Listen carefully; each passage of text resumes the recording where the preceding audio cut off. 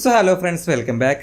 കേരള ബ്ലാസ്റ്റേഴ്സിന്റെ ആരാധകർക്ക് ഇതിലും വലിയൊരു ക്രിസ്മസ് സമ്മാനം ഇനി കിട്ടാനില്ല. മുംബൈ സിറ്റി എഫ് സിക്കെതിരെയുള്ള മാച്ചിൽ 2-0 ഒരു മാരക വിജയം. ലീഗിൽ ഇതുവരെ തോൽവി അറിയാത്തൊരു ടീമാണ്. അതിനൊക്കെ പുറമെ ഇവരായിട്ടുണ്ടായിരുന്ന ആദ്യത്തെ മാച്ചിൽ ഒരു 2-1 ഒരു തോൽവി. അതൊരു വെറും തോൽവി ആയിരുന്നില്ല. നമുക്ക് എല്ലാവർക്കും പെട്ടെന്ന് മറക്കാൻ കഴിയാത്തൊരു തോൽവിയാണ്. ആ തോൽവിക്ക് ശേഷം പ്രബീർ ദാസിന്റെ കരച്ചിൽ നമ്മൾ കണ്ടു. നമ്മുടെ മിലോസിനൊരു സസ്പെൻഷൻ കിട്ടി.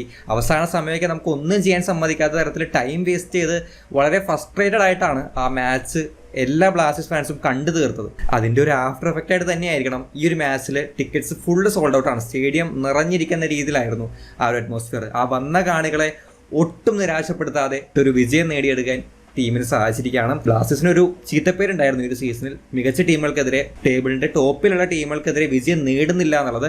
ആ ഒരു ചീത്തപ്പേര് തൽക്കാലത്തേക്ക് മാറ്റാനും ബ്ലാസ്റ്റേഴ്സിന് സാധിച്ചിട്ടുണ്ട്. ആൻഡ് ഈ ഒരു മാച്ചിലേക്ക് വരുമ്പോൾ എടുത്തു പറയേണ്ട 2 ഡിപ്പാർട്ട്മെന്റ്, അത് പ്രതിരോധവും അതുപോലെ തന്നെ മുന്നേറ്റവുമാണ്. ആ ഒരു ഡിഫൻസും അതുപോലെ തന്നെ ഒഫൻസും. ഈ 2 കാര്യങ്ങളും അല്ലെങ്കിൽ ഈ 2 ഏരിയാസും മികച്ചു നിന്നതിനെ തുടർന്നാണ് ഈ ഒരു മാച്ചിൽ ആ ഒരു വിജയം നേടിയത്. അപ്പോഴും നമ്മൾ മാച്ച് അവസാനിക്കുമ്പോൾ ഒരു 1 സൈഡഡ് ഗെയിം ആയിരുന്നില്ല, അല്ലെങ്കിൽ കളിയിലൊരു ഫുൾ ഡോമിനേഷനോ ഒരു ആധിപത്യമോ ഒന്നും കിട്ടിയൊരു ടൈപ്പ് ഓഫ് ഒരു വിജയം ആയിരുന്നില്ല. പക്ഷെ എന്നാൽ പോലും ഈ 2 മേഖലകൾ, ഡിഫൻസും ഒഫൻസും മികച്ചു നിന്നു. മധ്യനിരയിലേക്ക് വരുമ്പോഴാണ് ചില വീക്ക്നെസ്സുകൾ. അവിടെ കുറച്ച് നമ്മൾ നോക്കുകയാണെങ്കിൽ ഒരു ഹോൾഡിങ്ങിൻ്റെ ഒരു പ്രശ്നം, അത് മുംബൈ പോലൊരു ടീമിനെതിരെ എത്രത്തോളം ഹോൾഡ് ചെയ്യാൻ പറ്റുമെന്നുള്ളതൊരു വലിയ ചോദ്യമാണ്. പക്ഷെ അവിടെ കുറച്ച് വീക്ക്നെസ്സുകൾ, വിങ്ങേഴ്സിന്റെ കുറച്ച് കോൺട്രിബ്യൂഷന്റെ കുറവ്, പൊസഷന്റെ കേസിലാണെങ്കിലും ടച്ചസിന്റെ കേസിലാണെങ്കിലും പാസുകളുടെ കേസിലാണെങ്കിലും കളി നമ്മുടെ കയ്യിൽ ഉണ്ടായിട്ടും അതൊന്ന് വിത്ത് ദ ബോൾ കൺട്രോൾ ചെയ്യാൻ പറ്റാത്തതിൽ ഈ മധ്യനിര ഒന്ന് ഡൗൺ ആയത്, അല്ലെങ്കിൽ അവിടെ നമുക്ക് കുറച്ചുകൂടി ഒരു കൺട്രോൾ കിട്ടാത്തത് കൊണ്ടാണ് നമുക്ക് കളി ടോട്ടലി നോക്കുമ്പോൾ ആ ഒരു ഡോമിനേഷൻ ഇല്ലാതെ നമുക്ക് തോന്നുന്നത്. പക്ഷേ അതിനേക്കാൾ ഇരട്ടി പണി എടുത്തിട്ടുണ്ട് നമ്മുടെ ഡിഫൻസും ഒഫൻസും.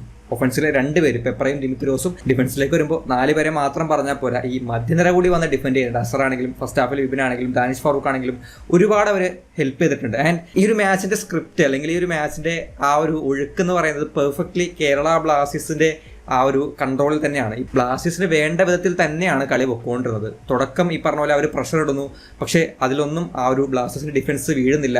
കിട്ടിയൊരു അവസരത്തിൽ ഗോൾ അടിക്കുന്നു, അതിനുശേഷം തുടർച്ചയായിട്ട് പന്ത് കീപ്പ് ചെയ്ത് ഭയങ്കരമായിട്ട് അവർ അറ്റാക്ക് ചെയ്യാൻ വരുന്നു. അപ്പോഴൊക്കെയും ക്ലിയറൻസസും ടാക്കിൾസും ഒരുപാട് ബ്ലോക്സും മാർക്സും ഒക്കെ ആയിട്ട് നമ്മുടെ ഡിഫൻസും മധ്യനിരയും ആ ഒരു ഡിഫൻസീവ് സൈഡിൽ മികച്ചു നിൽക്കുന്നു. അതിനുശേഷം ഈ പറഞ്ഞ ഫസ്റ്റ് ഹാഫിന്റെ അവസാനത്തേക്ക് വരുമ്പോൾ വീണ്ടും ഒരു ഗോൾ സ്കോർ ചെയ്യാൻ അവസരം കിട്ടുന്നു. ആ ഒരു ഗോളും സ്കോർ ചെയ്യുന്നു. ശേഷം സെക്കൻഡ് ഹാഫിലേക്ക് വരുമ്പോൾ ഈ പറഞ്ഞ കാര്യം വീണ്ടും റിപ്പീറ്റ് ചെയ്യാണ്. ഡിഫൻസിലേക്ക് വരുമ്പോൾ എല്ലാവരും, അവിടെ മിലോസ് ഉണ്ട്, ലെസ്കോവിച്ച് ഉണ്ട്, നവോച്ച ഉണ്ട്, പ്രീതം കോട്ടാലുണ്ട്, എല്ലാവരും ഇറങ്ങി വന്ന് ഡിഫെൻഡ് ചെയ്യുന്നു, ടാക്കിൾ ചെയ്യുന്നു, ക്ലിയർ ചെയ്യുന്നു. അത്തരത്തിൽ ആ ഒരു കട്ട ഡിഫൻസ് വെച്ചിട്ട് ഒഫൻസിൽ കിട്ടിയ ചാൻസസ് സ്ട്രൈക്കേഴ്സിന്റെ ആ ഒരു എബിലിറ്റി, അല്ലെങ്കിൽ അവരുടെ ടാലന്റ് കൊണ്ട്, അവരുടെ ക്വാളിറ്റി കൊണ്ട് കൺവേർട്ട് ചെയ്ത് ജയിച്ച ഒരു പെർഫെക്റ്റ്ലി സ്ക്രിപ്റ്റഡ് മാച്ച് ആയിട്ട് തന്നെ പറയാം ഈ ഒരു മാച്ച് കേരള ബ്ലാസ്റ്റേഴ്സിന് അനുകൂലമായിട്ട്. ഈ ഒരു കാര്യങ്ങളൊക്കെ പറയുമ്പോൾ ഒഫൻസിലെ ആ ഒരു കൂട്ടുകെട്ട്, ദിമിത്രിയോസ്, പെപ്ര, ആ ഒരു കൂട്ടുകെട്ടിനെ പറ്റിയാണ് സംസാരിക്കാനുള്ളത്. നമ്മൾ ഓൾറെഡി ആ ഒരു കോമ്പിനേഷൻ വർക്ക് ആവാൻ ചാൻസസ് ഉണ്ടെന്ന് പറഞ്ഞൊരു വീഡിയോ തന്നെ ചെയ്തതാണ്. എന്തായാലും അത് ഈ ഒരു മാച്ചിൽ വർക്കായെന്നുള്ളതിൽ ഏറ്റവും അധികം സന്തോഷിക്കുന്ന ഒരാളും ഞാൻ തന്നെയായിരിക്കും.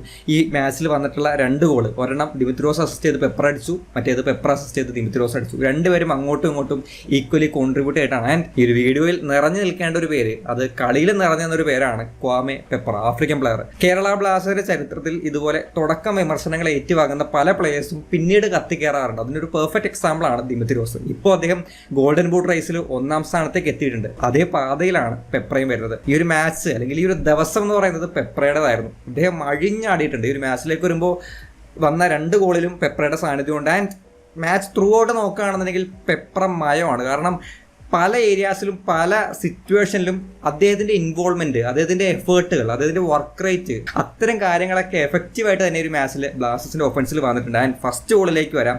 അവിടെ അദ്ദേഹത്തിന്റെ ടേൺ നമ്മൾ ഒരുപാട് തവണ പറഞ്ഞിട്ടുള്ള കാര്യമാണ്, അതിന്റെ വീഡിയോ ചെയ്തപ്പോഴും പറഞ്ഞിട്ടുള്ള കാര്യമാണ്. എഫക്റ്റീവായിട്ടുള്ള സ്ട്രെങ്ത് ആണ് അദ്ദേഹത്തിന്റെ ടേൺസ് എന്നുള്ളത്.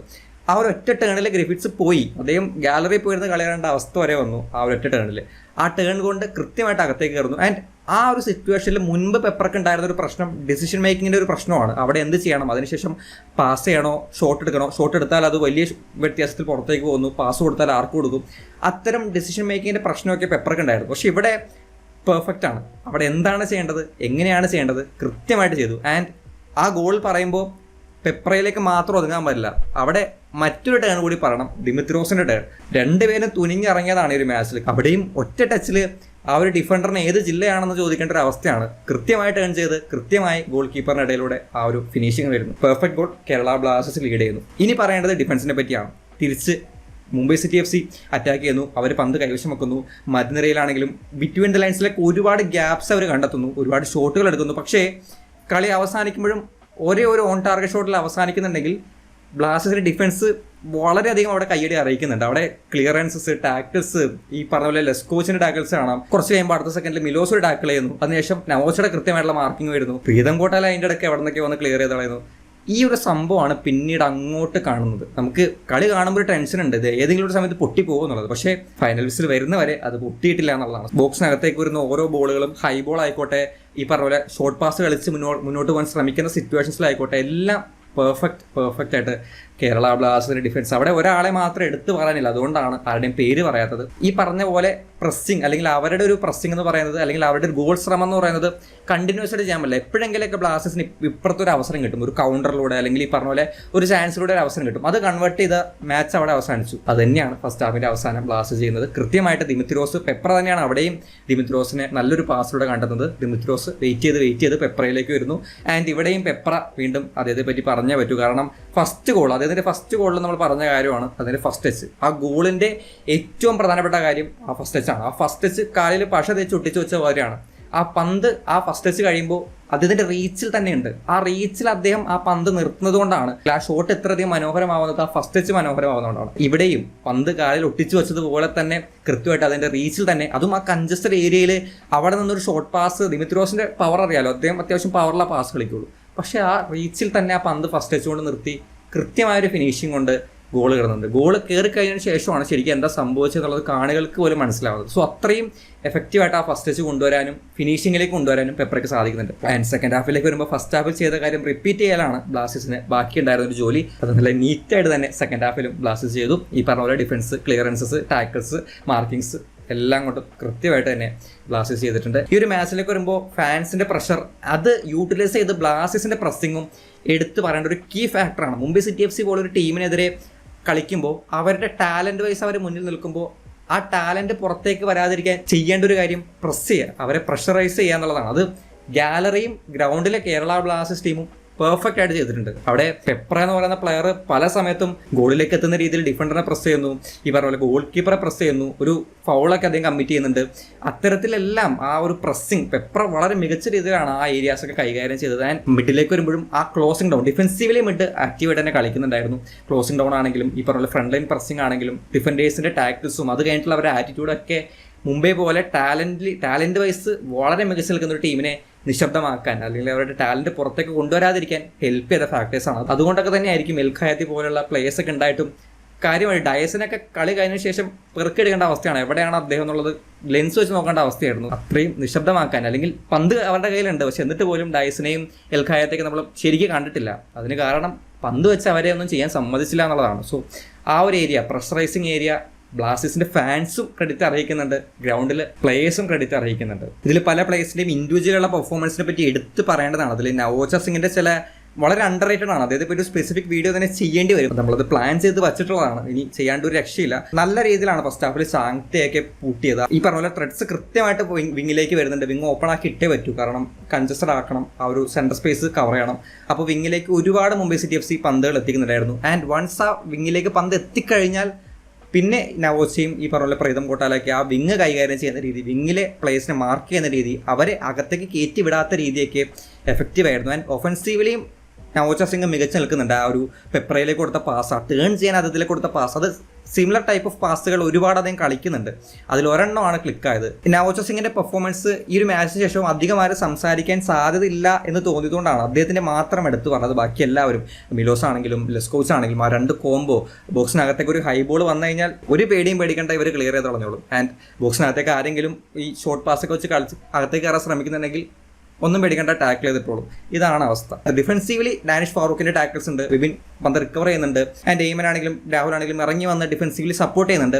ഡിഫൻസീവലി മിഡ് ഓക്കെയാണ്, പ്രസ്സിങ് ഇങ്ങോട്ടും കിട്ടിയിരുന്നു. അതൊക്കെ കൊണ്ടായിരിക്കാം ഹോൾഡിങ് മിഡിന് സാധിച്ചില്ല എന്നുള്ളത് മാത്രമാണ് ഈ ഒരു മാച്ചിൽ ഒരു പോരായ്മയായിട്ട്. അതുകൊണ്ടായിരിക്കാം മാച്ചിന്റെ അവസാനം പൊസിഷൻ വൈസൊക്കെ വളരെ പിന്നിൽ ബ്ലാസ്റ്റേഴ്സ് ഉള്ളത്. പക്ഷേ പൊസിഷൻ വൈസ് ഇവിടെ ഒന്നും കിട്ടാനില്ല.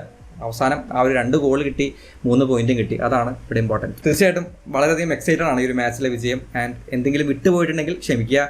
ഈ ഒരു മാച്ച് അവസാനിക്കുമ്പോൾ ഒരു കൺസേൺ അല്ലെങ്കിൽ ഈ ഒരു മാച്ചിന്റെ വിജയത്തിന് എന്തൊക്കെ പകരം കൊടുക്കേണ്ടി വന്നു എന്നുള്ളതാണ്. അത് ഇഞ്ചുറീസിന്റെ കാര്യത്തിലാണ്. കാരണം അവസാന നിമിഷം നമ്മുടെ നവോച്ച സിംഗ് കയറിപ്പോയി, ദിമിത്രോസിന് എന്തോ ഒരു വൈകാരിക പോലെ തോന്നി, ലെസ്കോവിച്ച്, അങ്ങനെ കുറച്ച് പ്ലേയേഴ്സിന് ഇഞ്ചുറി പ്രശ്നങ്ങൾ. വിപിൻ ഓൾറെഡി ഇഞ്ചുർഡ് ആയിട്ട് ഫസ്റ്റ് ഹാഫിൽ തന്നെ പോയി. അടുത്ത മാച്ച് വളരെ അടുത്തായിട്ടാണ് വരുന്നത്. ആൻഡ് ഈ ഒരു ഒറ്റ മാച്ച് മാത്രമല്ല നമ്മൾ ഫോക്കസ് ചെയ്യേണ്ടത്. അങ്ങനെ നോക്കുമ്പോൾ എന്തെല്ലാം ഈ ഒരു മാച്ചിന് വേണ്ടി ബലി കൊടുക്കേണ്ടി വന്നു എന്നുള്ളതാണ് ഒരു ചോദ്യം. അടുത്ത മാച്ചിലേക്ക് വരുമ്പോൾ ഇവരൊക്കെ നമുക്ക് വേണം. ആ ഒരു പെർഫോമൻസ് ഡെലിവർ ചെയ്യാൻ ഫിറ്റ് ആയിരിക്കണം.